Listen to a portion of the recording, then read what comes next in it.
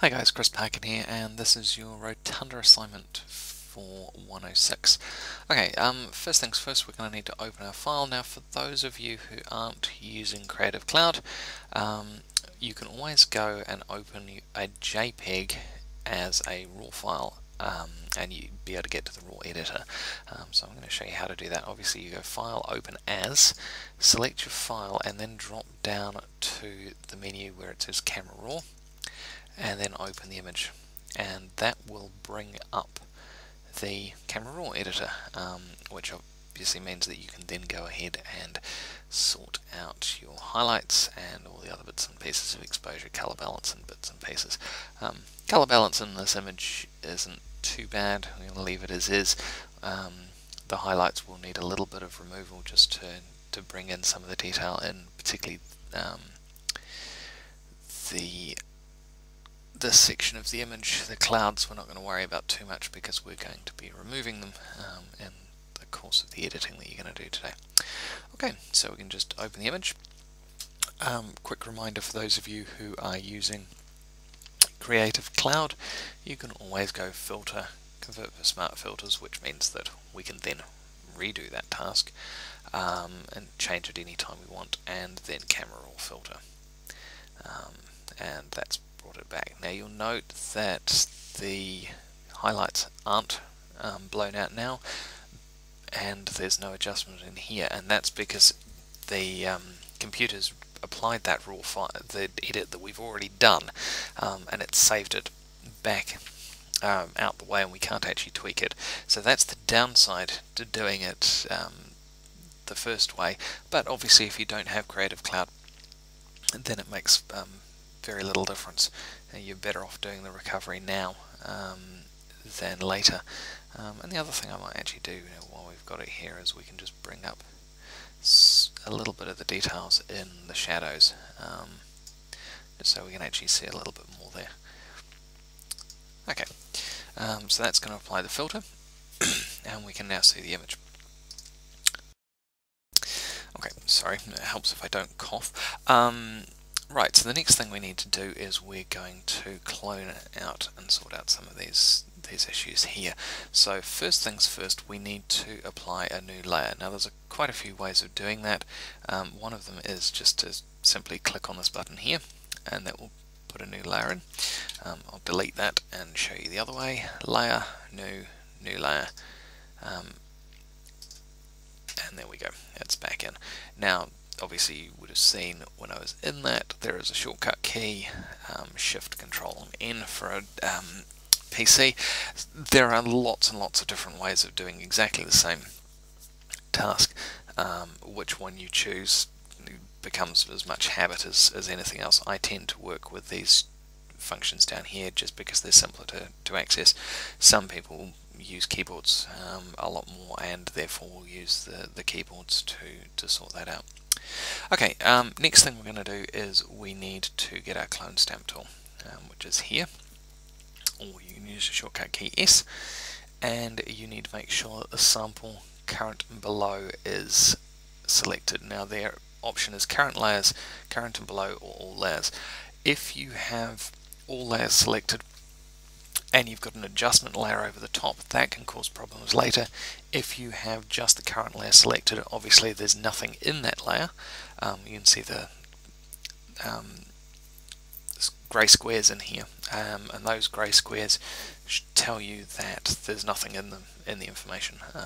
If it's a white layer, then obviously there's white in the image, but that's how you know that there's transparency for that layer. So we've grabbed our brush, and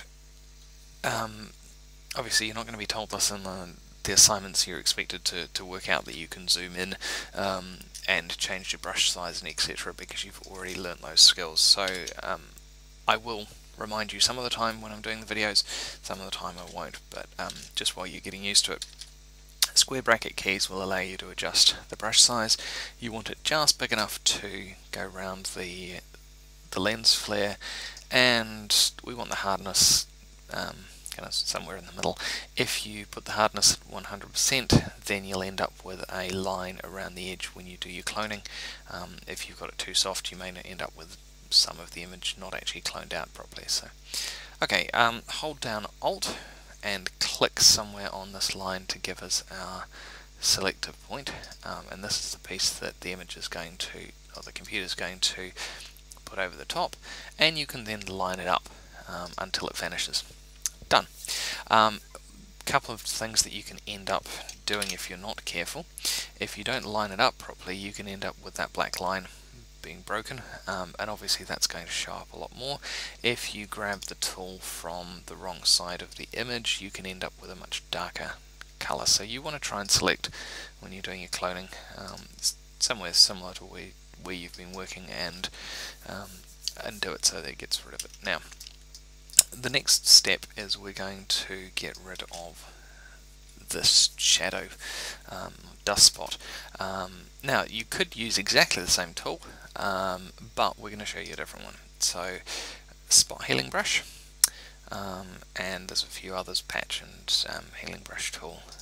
And what we're going to do is make sure that sample all layers is ticked. In this case, I'm going to go with content aware, and let's see what it does.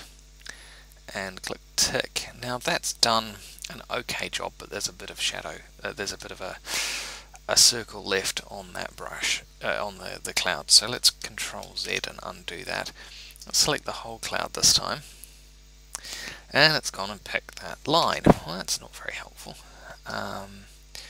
So sometimes you might have to redo the task a couple of times, and that's just not going to behave itself, is it?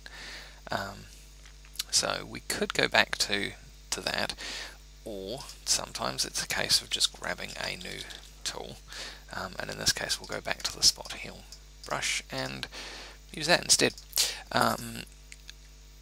So although you may be given a tool and sometimes it'll work perfectly, there are other times when the computer just goes and doesn't sample the right thing. So you can use the tool for the job that you think is going to work, but if you need to change it, then you need to change the tool, and that's fine. Okay, so the next thing we're going to do is we're going to remove the wire. In this case, we're going to use a patch tool, which is hiding underneath the spot heal. So right click, and then patch tool is there. Now if you hold down Alt and you click around the wire, you can get a nice straight line. If you just hold down the mouse button and try and draw, if you've got a nice steady hand, then you can get a reasonable selection. If you've wobble all over the place like me, then not so much. So it's up to you as to how you do that, but personally I'd use that. Okay, now you click and hold and drag and try and find somewhere in the image that it's going to be similar. Line it up and let it go and see what the computer does in terms of cleaning that up. Well, it's not done a bad job this time, which is quite nice. So Control D to deselect, so you can see the image without all of the lines there. It's not significantly broken anything in terms of the top of the roof, and there's no remnant of cable left, so that's good. Happy with that. Okay, next thing we're going to do is Clone Stamp tool to clean up the rest of the sky. Now, why are we using the Clone Stamp tool? Because it gives you more practice. Is the simple reason, and I'm going to pause the video because this is usually something that takes a few minutes to do. What it is worth saying though is when you're working in large areas, make sure you use a big brush. When you get down to trying to work around the trees, then a smaller brush is important, and you need to watch where your sample point is going. So if I clicked in the sky now, I'd end up with part of the rotunda sticking in the middle of the air, which is not good. So Control Z will allow us to undo that. And obviously if you get to the end of this task and you look at it and go, oh, that's really not worked, we've got the advantage, because we've done the whole thing non-destructively, of being able to turn that layer on and off again. Now, maybe I'll have talked my way through doing most of this. As we get closer to these trees, you need to become more and more careful, because you can see I'm using a feathered brush at the moment, and it's quite heavily feathered, so it's going to end up potentially covering up those trees. Now, you can just keep going until you cover up those trees, and in fact that's exactly what I'll do, because the next thing we can do is we can go layer and layer mask, and we're going to reveal all, which is fine, but then I'm going to go and grab our selection tool. I'm going to use the quick selection, select the top of the tree. We only want that tree, we don't want the other one, and you can see it's given me the selection here, and let's see if we can do something tricky. We're going to grab black because that's going to hide, and you can then go across and use that selection to fill in the area, and it's given us quite a nice clean selection on the outside of the tree, and it's not giving us a blur or anything, and yeah, I'm reasonably happy with that. It needs a little bit more cleaning up, so you can use that layer mask function and the hardness of your brush and start cleaning up your mask so that it looks closer to real and doesn't end up covering up parts of the image that you want. So that's the major advantage that I use, being able to use multiple layers. You can then go and do some of that fine-tuning with your layer masks. You can just do it to the point that you get the cloning absolutely spot on, but hey, that's all the tricks in the book are kind of useful. Last thing we want to do is blur out some of this.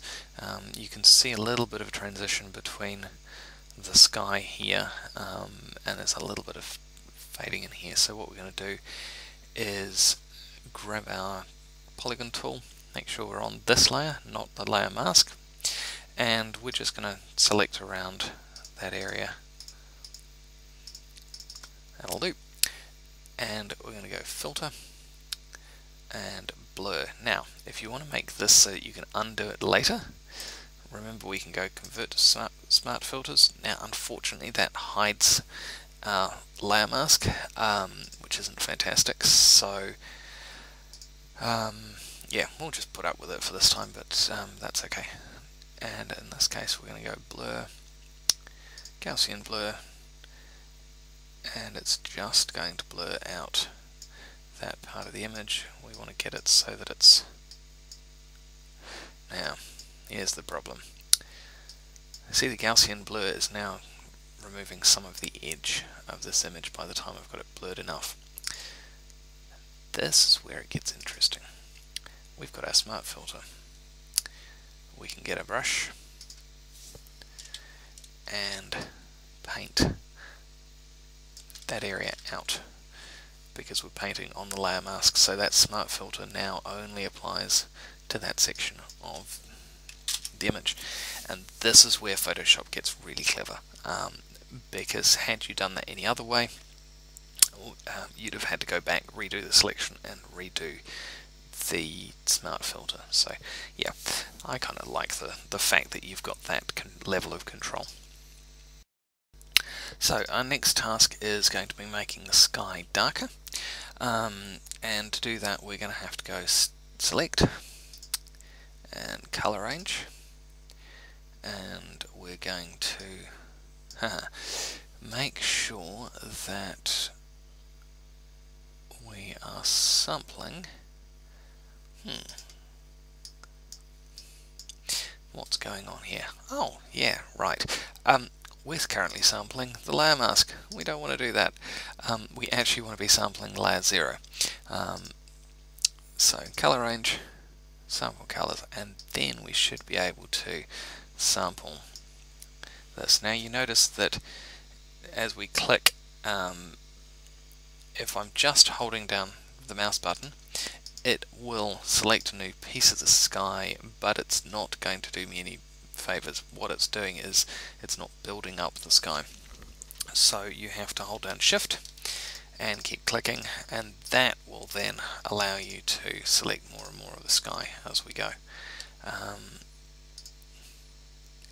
Yeah, reasonably happy with that selection, so click OK, and we can now see where that selection's gone. Close enough in most of the parts, so let's keep going and see what we can do, because we can always refine the mask later. Okay, so we're going to go Layer, New Adjustment Layer, and Curves. So Layer, New, and Adjustment Layer has gone out of my head because I'm in the wrong place.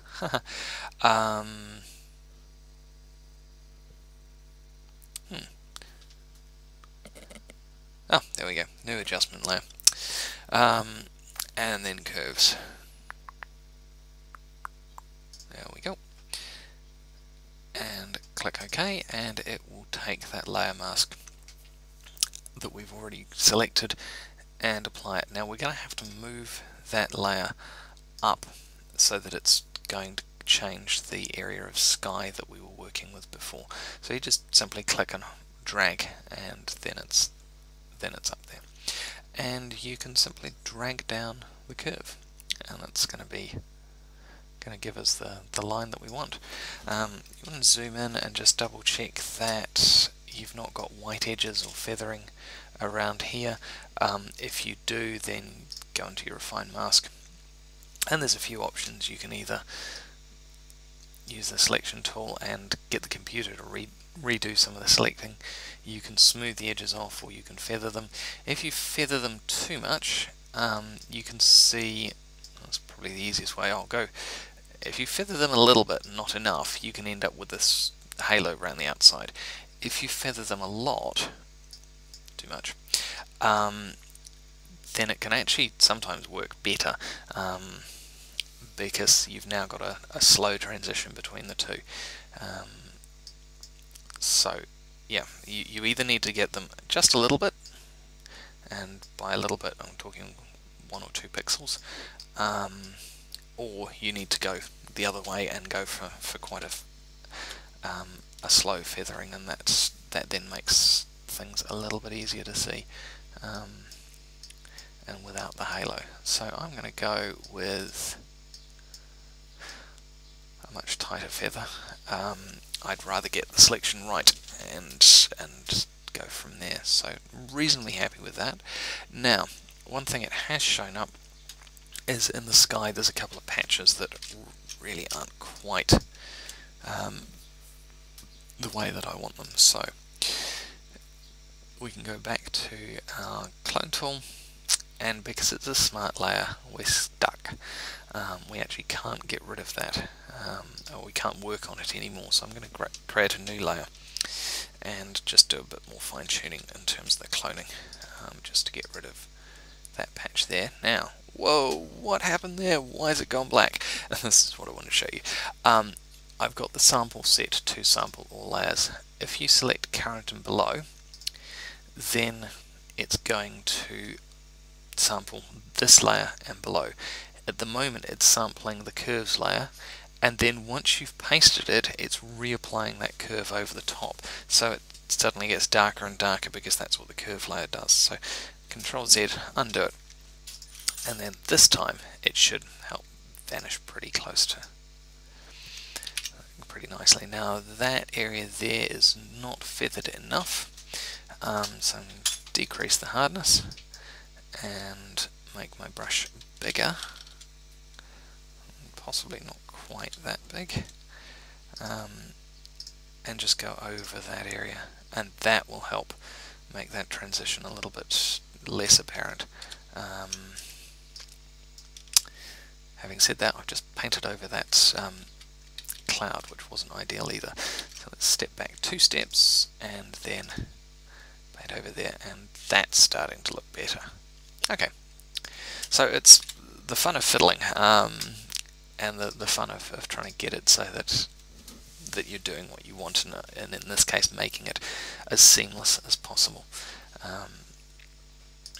to the point that I'm very tempted to add a layer mask back to this, and this is just me getting fussy, and I'm going to remove a little bit of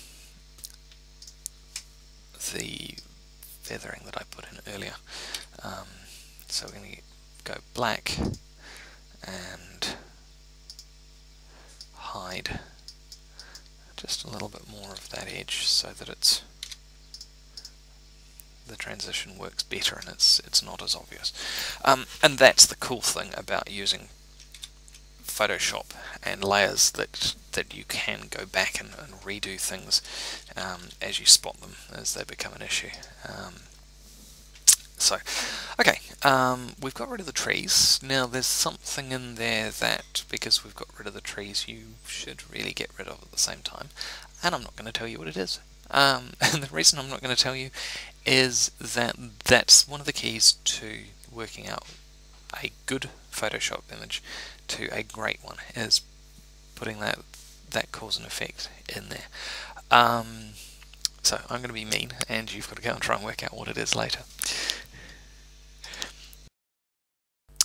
Right, so the next thing we're going to do is chop this tree out, and we're going to shift it around. So we need the polygon lasso tool, set the feathering. Actually, the feathering in this case, you can set it to 0 or you can set it to 10. It's not going to make a huge difference because we can mask it later. But we are going to cut out around the bench and around the tree. Give yourself a bit of room to work with, because if you don't, it's going to make life more difficult later rather than less. And this is the advantage of doing it non-destructively, is you can get your selection roughly right and then clean it up as you go. So, okay, so we need to create a new copy of that layer. So layer, new, via copy. You can also do via cut, but that'll leave us a gaping white hole in the background that you would have to fill up later. We're going to cover it up anyway, but it's just easier if you keep the details. And it's whinging at me that there's nothing to select, which is kind of usual, because I forgot to do something. I forgot to select the layer at the bottom, which is layer 0, and try that again. Layer via copy, and it's going to behave itself. Right, so we need to flip this tree over. We go to the move tool, and then Control T, which gives us transform. There's a few other options in terms of the way that you can access that transform. I'll go no, I don't want to do that. So you can go edit and find the right thing. I'm so used to doing it in different ways. Transform is there, and then we can flip. In this case, we're going to do flip horizontal, and as you can see, it's turned it around the other way. Okay, so now we can move the box around. The other option is you can do that edit free transform, and you're going to need the edit free transform as well. So Control T is one of your options, or you can do free transform, and then we can drag it in place, line it up, and make sure we're good to go there. Now, we've still got some work to do in terms of cleaning this up. And in fact, there's quite a bit of work to do. We're going to have to mask and get rid of the old areas, and that will take a little bit of time to do. So, putting in a layer mask, layer mask, and we're going to reveal everything, because at the moment we want to start with a white background in the mask, and we can just get stuck in from there. When you're moving around at close range, hold down Shift, hold down spacebar and click your mouse, and that'll allow you to reposition the image. Obviously, you're hopefully getting fairly used to doing masking by now. Black is going to conceal, white is going to reveal, and if we start painting in, you can start watching pieces vanish. Now, the closer you zoom in, probably the finer work that you're going to do, and the the more detail that you can leave out there. Now, you have been taught a few other lessons about how to do masking and things. There is absolutely nothing stopping you using a layer mask, another selection tool, and using that selection function to give you a nice clean selection around the tree. But having said that, you don't have to. You can go and do it by hand, and actually, if you've got the time, sometimes doing this fine-tuning work is actually really good practice, because it does take time to do, and yet it has the advantage that you can do it generally better than a computer can, or at least with more control. So the computers can sometimes do it better, especially around the fine detail, but if there's not much difference between the background and the piece that you're trying to mask out, i.e. This tree against the green is going to be really difficult for the computer to tell, because it's green in the background, you are better off going through with a small brush and tweaking it that way. Okay, I'm going to pause the video and keep going, otherwise you're going to be here forever. Right, so we're almost done on that tree. There's a glaring piece that's down here that hopefully you've all spotted, i.e. the rubbish bin. Now, we could go to the hassle of masking out the top of this bin, but if we hide this for a second, you can see that there's light shining through the top of the bin, and let's face it, it's a rubbish bin. It would make much more sense that we get rid of it. So simply grab a new layer and use whichever tool you want to remove it. So in this case, might as well use see what the patch tool does. Control D. That's got rid of 90% of it. It's still the shadows looking good. I'm happy with that. We're good to go. So yeah, I mean, that's the nice thing about Photoshop. We can do this stuff because we want to, or because we're trying to teach you how to do things, but let's face it, you can also get rid of stuff that really doesn't make the image look good, and in this case it's the rubbish bin. It really needs to go. Okay, so the next thing we're going to do is we're going to get rid of that tree that's currently there, and the reason for that is, had we removed it using the cut method, we'd have a huge white gap there. We haven't removed it using the cut method, we've used it using copy, but we still have a problem with it because we've got a mirror of two objects. Now, unless you're doing an Escher and playing on a really weird concept, then and working in a surreal environment, then you don't want duplicates of objects. So give you a bit more practice using all these tools, we're going to get rid of the this tree, and we're going to make that clubhouse a lot bigger.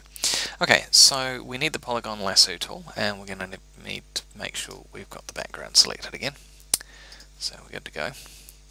I'm going to select as much of the clubhouse as we can without making a mess and grabbing bits of the tree. I mean, we could always mask off later, but let's face it, the less work we have to do, the better. Cut across there, and there we go. Okay, so we've got our selection, and layer, new, via copy, and we're going to do a very similar thing to what we did last time. Control T and flip horizontal, and then we can move it across. And at this point you probably notice that there's a slight lean on everything, so we've already got a Control T there, and we can just straighten it up and lift it up a little bit. Now, the nice thing about one of the other tools that you might want to know about is in Photoshop, if you use the arrow keys, you can lift, raise and lower images so you get them in the right place. Now, and it's quite good for fine-tuning. We're going to have to make sure that that bottom edge is in line, and then make sure everything else lines up too. So that's looking pretty close, and I want to bring that over until peak of the roof lines up. So that will do for now. Okay, we're going to do a little bit more cloning because obviously we've got an issue with there's a couple of windows that haven't quite lined up, and there's some greenery around there that's also not working. So actually, let's play around with this a little bit more until we get it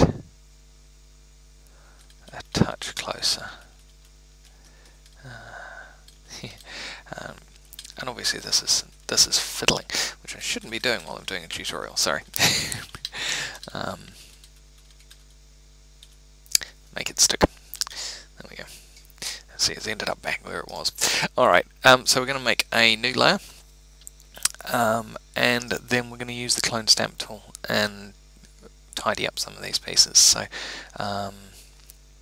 before I do that, I'm actually going to get the eraser.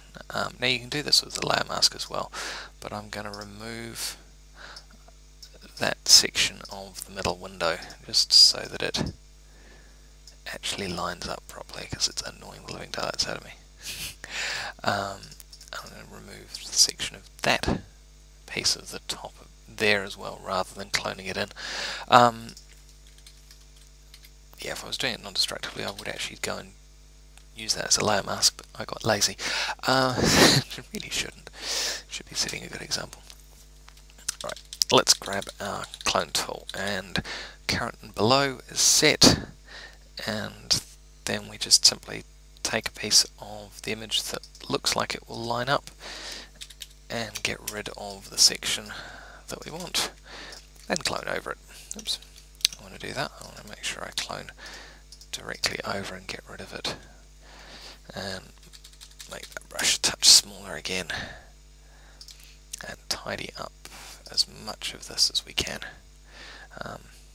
Probably not going to be able to see most of this when you're zoomed out, but the nice thing about doing it zoomed in is you can get rid of those issues, make sure that they're invisible when you are zoomed in, and it does make the whole image look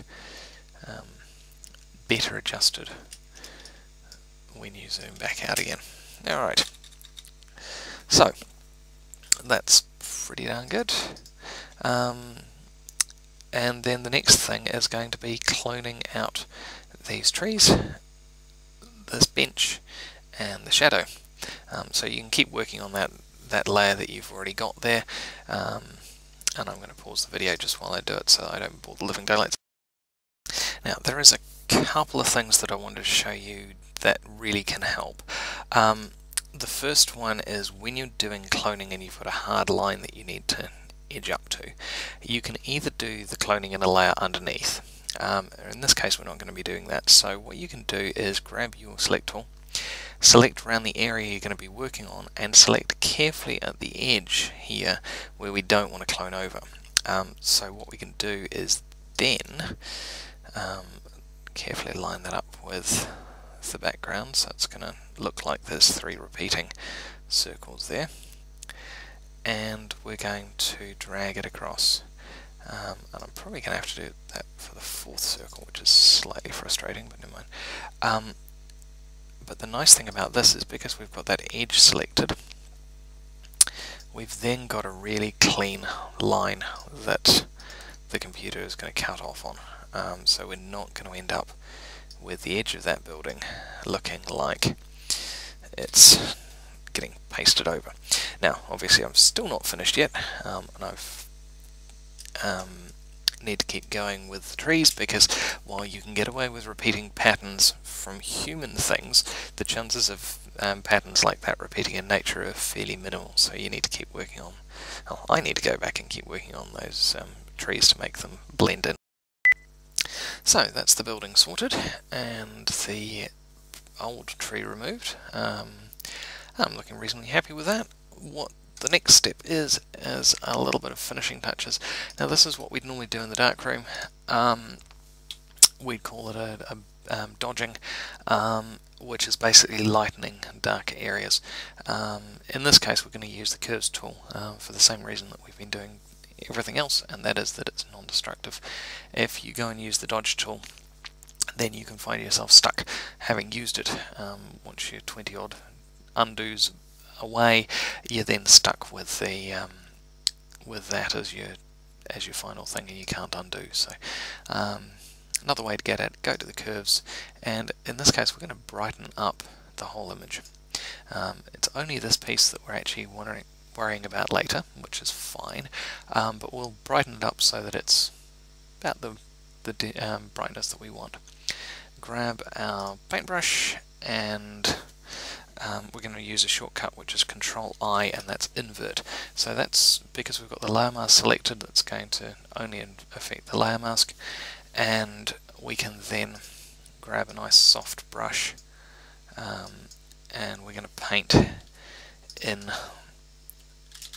some area in the underside of that rotunda just to brighten it up, and let's face it, that's the thing that we want to draw people's attention to,